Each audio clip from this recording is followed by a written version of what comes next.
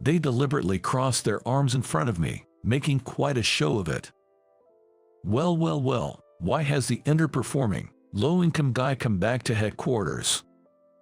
Sorry, but your beloved ex-wife is now my wife. They were wearing matching rings on their left ring fingers. I let out a deep sigh. And then, at that moment, President Johnson, it's time for your appointment. A beautiful woman with her long black hair neatly tied up took my hand and smiled warmly. My name is Eric Johnson. I work in the HR department at the headquarters of a certain IT company. I don't have any particularly outstanding skills, but I think I manage my tasks quite well. Well, I've been what people would call a typical office worker, the kind found everywhere. I landed a job at an average company and married Sophie, whom I met there. Hey Eric, are you doing good? Oh Sophie, not too bad, and how about you? Although we work in different departments, Sophie often comes to see me during breaks like this. Do you think you can leave on time today? Why don't we try the new French restaurant that opened up near the station? Sounds nice, and let's do it. Great, I can't wait. Sophie, who is 4 years younger than me, has a charming yet slightly cheeky personality. Well, she's still adorable in that way too, and I often find myself giving in to what she wants. People often tease me for being a henpecked husband with a young wife, but I was quite satisfied with our married life. It seems like my life is just good with no problem, but even I have things I struggle with. Having a date night with beloved wife after leaving work on time, very nice, huh? Brandon. Among the things I struggle with, my relationship with Brandon, who is the HR department manager, is the most challenging. I've always found it difficult to deal with him because he always seems to look down on others and make snide remarks. It's fine to show off like that, but make sure you fix the mistakes in the documents before you leave. Excuse me, was there any mistake anywhere? Come on, you're so distracted that you don't even notice such mistakes. It's good that you get along with your wife, but make sure to maintain a balance between your personal life and work, okay? With a sneering smile, Brandon pushed the documents back to me. When I checked the returned documents, indeed, there were some mistakes that I should have noticed. That's strange. My manager should have checked it as well. It might be a coincidence, but whenever Brandon is involved, inexplicable mistakes seem to occur more frequently. Well, no point in suspecting anything. I have no evidence that Brandon is doing behind my back, and it's my waste of time to pursue it, stirring up trouble. With a sense of resignation, I headed back to my desk. At work, while Brandon often made me in trouble, it wouldn't be an exaggeration to say that having Sophie in the same company kept me sane. Sophie's presence was that much of a comfort to me. But lately, there's been an indescribable sense of unease about Sophie. Sophie, that French restaurant we went to the other day was pretty good, wasn't it? How about we go again next weekend? Well, yes, not bad. Lately, Sophie seems more interested in her phone than in our conversations, even at home. Sophie, how about putting away your phone during meals? Yup, sorry, just a little more. Oh well, I don't blame you though. Not long ago, we used to enjoy spending time together as a couple, talking about each other at dinner, but now, because of Sophie's refusal to let go of her phone, there is hardly any conversation. Honestly, I do like her capricious like cat's nature. But lately, it feels like it's getting a bit too much. And then, one day, that incident happened. Hey, what is this? What's going on here? While at work, Brandon suddenly raised his voice and, with documents in hand, stormed over to me. Eric, you were in charge of this project, right? Yes, but what's wrong? Look at this, what a bunch of bullshit recruiting information. No way. I couldn't believe my eyes. The document thrust in front of me was about a hiring plan for the current fiscal year, filled with impossible employment conditions and numbers of positions. It's definitely a case I had, and my signature was on it as well. But I had no idea what the document was about. Please wait. I don't remember preparing a document with this content. Shut up. The information has already been available to the public. What are you going to do about this? As unbearably as I tried to voice my protest, Brandon revealed his anger in an even angrier voice than that. I've overlooked your minor mistakes until now, but this time, you caused too much damage to the company. You, a disgrace to the headquarters. Just get out of here and start your life over at a remote branch office in the countryside. Brandon, wait.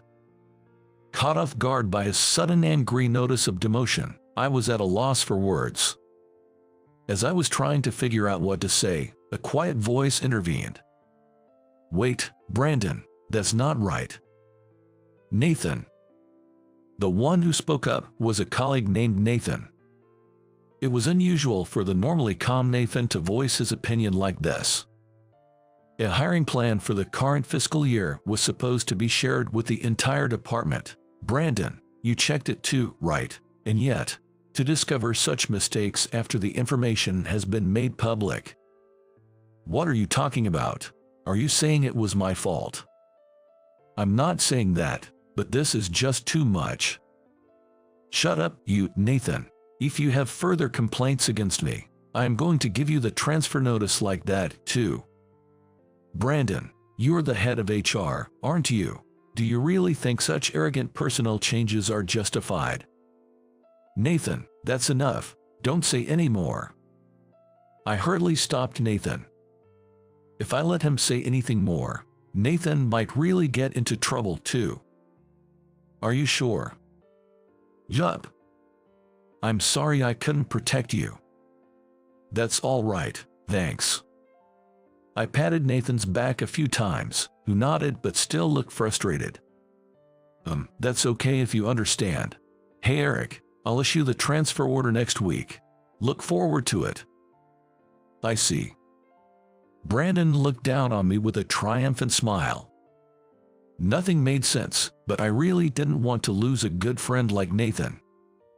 Telling myself it was a time to be patient, I accepted the sudden notice of demotion. I went home that day, feeling gloomy. How should I explain this to Sophie, and will I end up on a solo assignment? Were the only thoughts on my mind as I made my way home.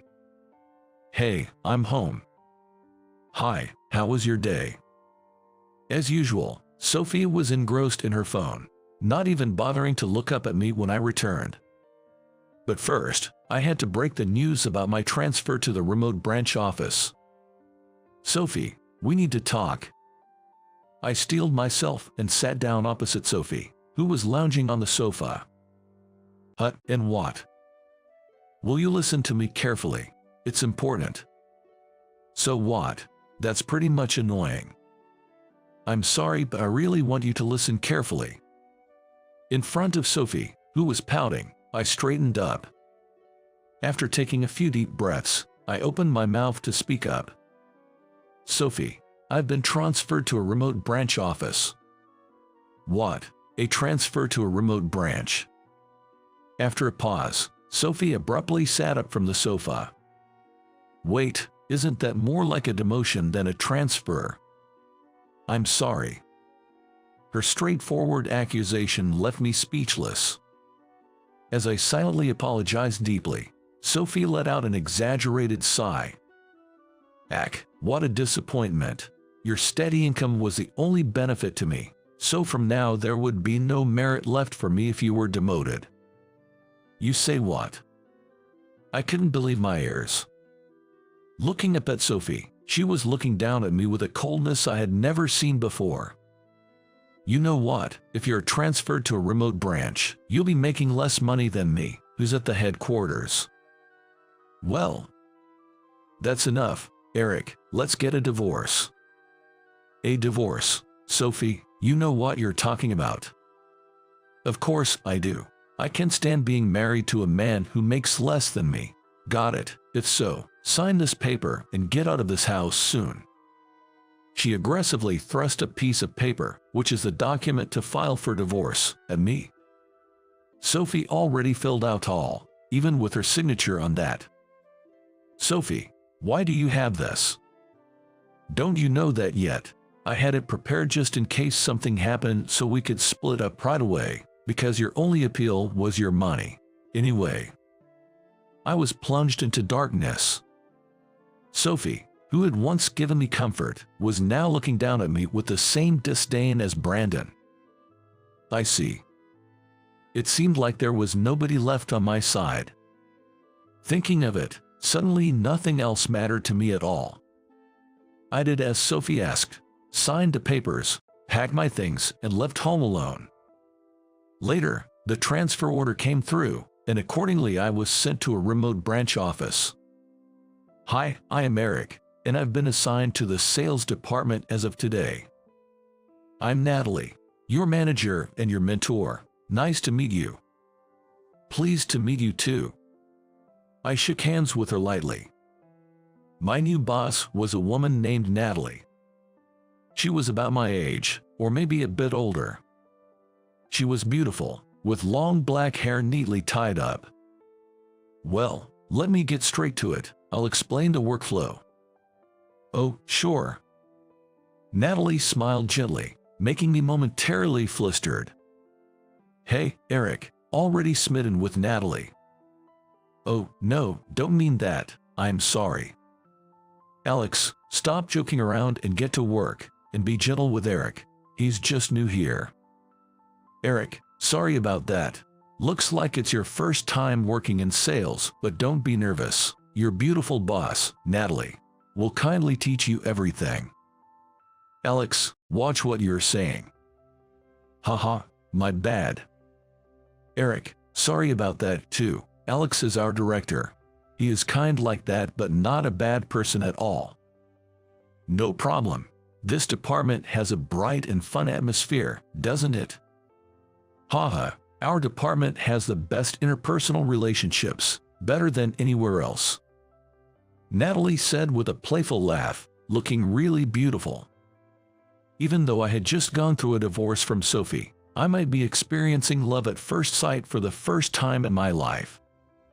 One day, as I was gradually getting accustomed to the work at the office, everyone in the department threw a welcome party for me. Everyone, today everything's on me. Enjoy yourselves with much food and drink, and let's celebrate Eric's new beginning here together. Cheers. With Alex's toast, I poured the ice-cold beer down our throats. The drink, after so long, tasted exceptionally good. Oh Eric, you're drinking like a champ. Anyway, enjoy yourself comfortably, okay? Well, thanks, I'm totally fine. It's just been a while since I had such good drink. Oh, has it? Yes, my wife didn't drink, so.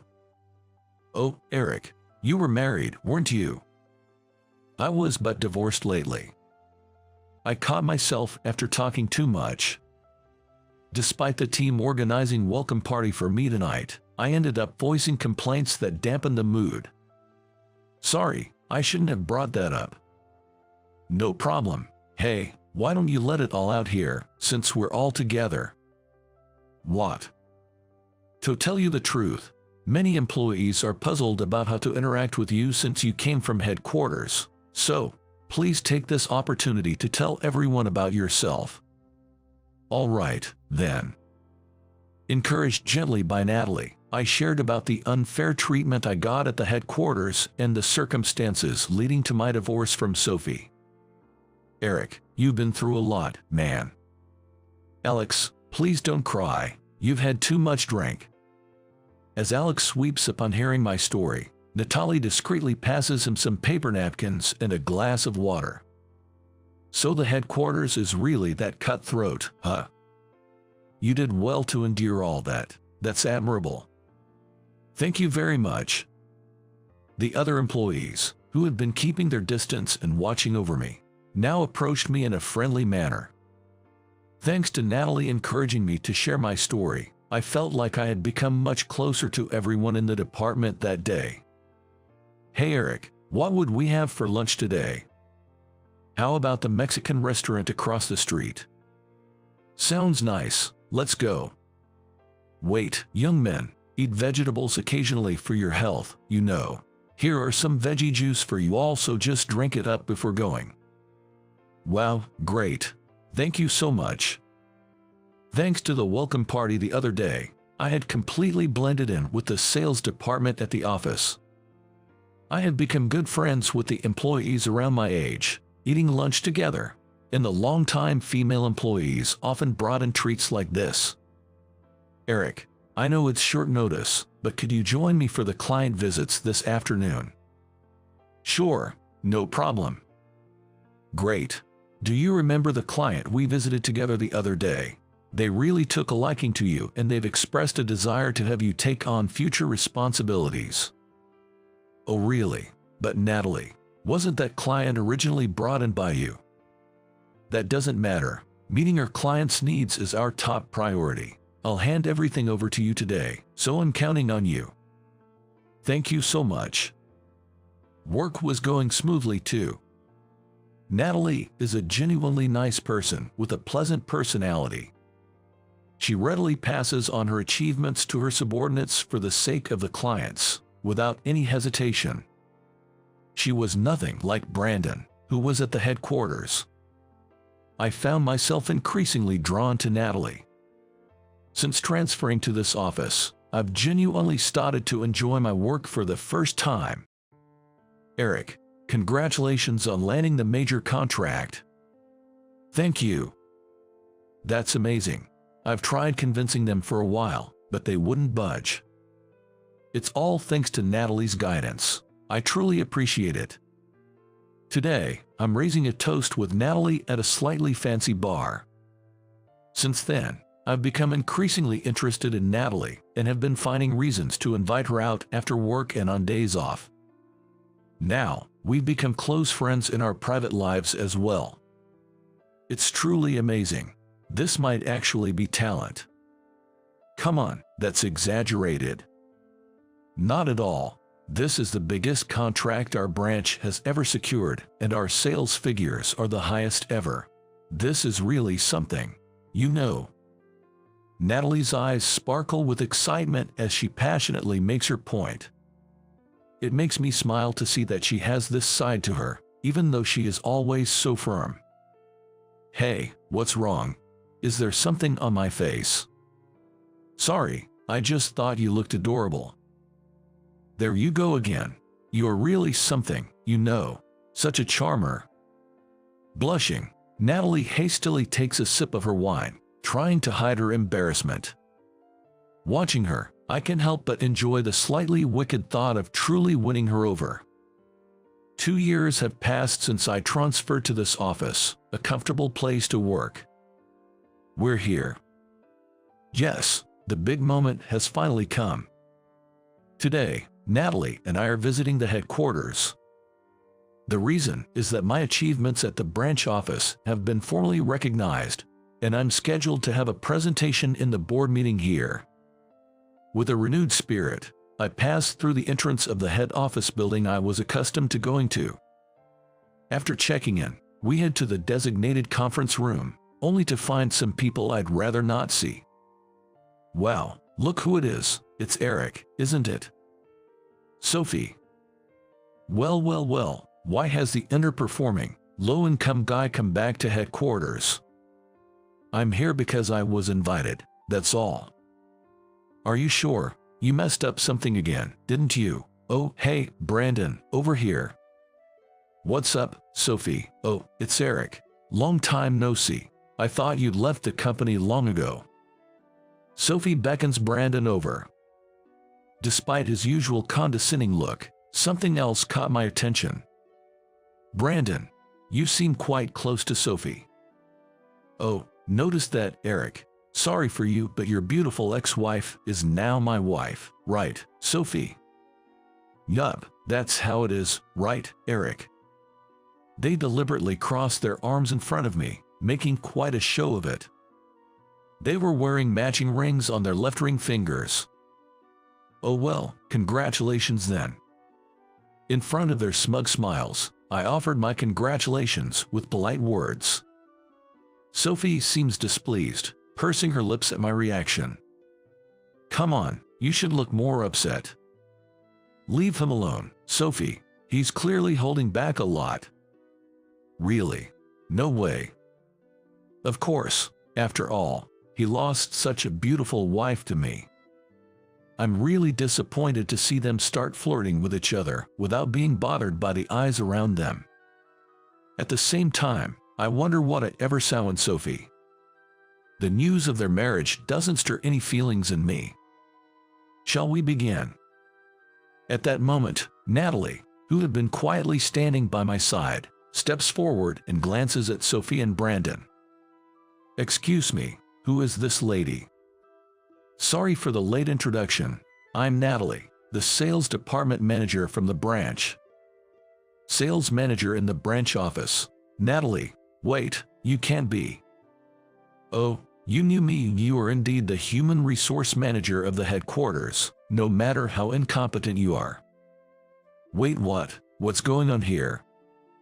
Brandon, caught off guard, flicked his eyes back and forth beside Sophie, who looked utterly confused by the unfolding events. Feeling a bit anxious about the complicated situation, I was relieved when Natalie took my hand and smiled reassuringly. All right, President Johnson, it's time. Hut, the President Johnson, what's this lady talking about? Is she crazy? Hey, Sophie, that's enough. This lady is. Sophie, visibly irritated, lunged at Natalie, but Brandon hurriedly intervened to stop her. I see, let's go. I'm not the president yet, though. Sorry, I got a little pissy myself. Well, I'm glad I got to see your lovely side on that one. Excuse me, that's enough of it. Let's go now. Alrighty. Urged by a blushing Natalie, I began preparing for the presentation. The presentation at the board meeting went off without a hitch. With that, I conclude my report. Thank you all for listening. Thank you very much. The moment I finished my presentation, the room erupted in a round of applause. Bravo, that's my family indeed. The loudest applause came from President Thompson, the president of the company. I returned a polite greeting to a beaming President Thompson. President Thompson, I'm very grateful for your compliments. Hey Eric, let's stop talking coldly like that now. You can call me Dad, you know. President Thompson, we are in the middle of work. Why would Natalie say that? Well, since we're all here, let's make the announcement. Dad, please. Come on, it's okay. President Thompson, excitedly holding a microphone, seemed to mildly annoy Natalie. Welcoming her, I attentively listened to President Thompson's words. Ladies and gentlemen, I have an important announcement to make. Eric, who just had the great presentation here, is engaged to my daughter. We will soon welcome him as a president's assistant to the headquarters, so please keep that in mind. President Thompson's speech was met with another round of applause. Meanwhile, in a corner of the meeting room, only Sophie and Brandon were turning pale and shrinking in size. Come to think of it, Eric was originally working here at the headquarters, right? Yes, I worked in the HR department until 2 years ago. Why would someone as talented as you be transferred to that branch? That's because. Saying this, I glanced at Brandon in the corner of the room. Brandon was shaking his head as if begging me not to continue, but I had already decided to reveal everything. 2 years ago, I was wrongly held responsible for others' mistake and was transferred to the branch by Brandon. What? Let me hear more about that. Hey Brandon, come here. You were in HR, right? Yes. Brandon approached, looking diminished as President Thompson beckoned him. Brandon, what's this about? Explain yourself. Well, it was true that Eric made a serious mistake, and I was just doing my job as the HR manager to transfer him to the branch. It seems there's a discrepancy in your stories. If only there was some evidence. Just as President Thompson looked troubled, a voice rang out. I have evidence. It was Nathan who boldly declared. Nathan, you. Sorry I'm late. I've finally gathered some convincing evidence. While saying this, Nathan inserted the USB stick he was holding into the computer connected to the projector.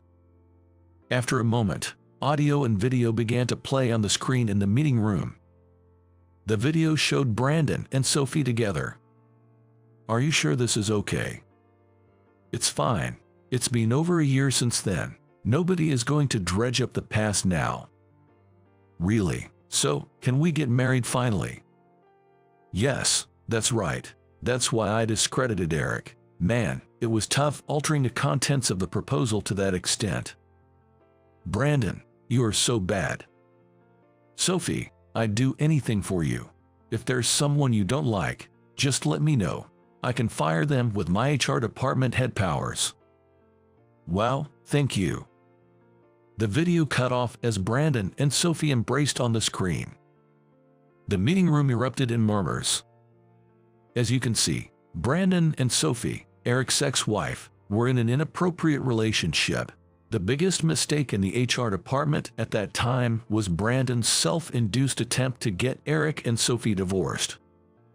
What a lamentable thing. President Thompson was trembling with anger after watching the video. Brandon, no more excuses. I'm so sorry. An apology doesn't cut it. This is practically a violation of human rights. Appropriate measures will be taken against you. Stay confined to your home until further notice. Did you understand that? Yes. In front of an infuriated President Thompson, Brandon was shaking nonstop. Seeing him like that, I finally felt as if the lingering bitterness in my heart was melting away.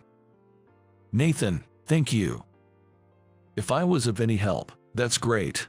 There's more evidence, so if you need it, just let me know. Thanks a lot. Nodding to each other, Nathan and I exchanged handshakes. Sometime after the incident at headquarters, I got a call from Sophie. Hi Eric, I'm sorry but I never imagined it would come to this. Brandon and I both got fired. What should I do from now? Please help me. I could hear Sophie's sweet, coaxing voice coming from the other end of the phone. In the early days of our marriage, I would readily give in to Sophie's whims and do whatever she asked. But now, I feel absolutely nothing. And what do you want me to do? You know what I mean. Hey, let's start over. Okay, Eric, I don't need that old guy anymore and you are truly only one for me. You don't want that old lady as your fiancée, do you? Hey, Sophie. Sighing deeply, I proceeded to make things clear to Sophie. I've already officially married Natalie. Given what happened, I knew you'd try to reach out to me like this. What? No way, tell me it's not true. You married that old lady. It's not too late to call it off. I'm younger and prettier, right? Come on. You know it's true. Sophie, you're a mature adult. If you keep this up, I'll have to take appropriate action. What? Are you talking about a lawsuit? Well, unusually perceptive of you. Yes, that's what I mean. If you understand, then please behave accordingly. Got it? What? How dare you, Eric? Yes, regarding the alimony for the affair with Brandon, I'll be filing a separate claim for that, so just be prepared. Alimony? No way, I don't have that much money. I hung up before Sophie could finish her sentence. That was the moment when everything finally came to an end. Time passed and the seasons changed. Here we go. Natalie, be careful. Let me carry the heavy stuff for you. Oh, come on Eric, this is nothing to worry about. Just stop it, okay, Natalie, please sit down. Well, alrighty, then. Today was the day we moved into our new apartment. Our new place was a 3-bedroom apartment, ideal for families. I was working at the headquarters as an assistant to the president. And Natalie, with her growing belly, is on maternity leave. Indeed, the child that Natalie and I are expecting is due to arrive soon. Natalie, what's wrong? I swear I will absolutely make you and our baby happy. Eric, thank you so much, and I swear the same too. I will definitely make both you and our baby happy. As I gently kiss her belly, Natalie strokes my head with a tender touch. Many things happened in the past, but now we are living a happy life together.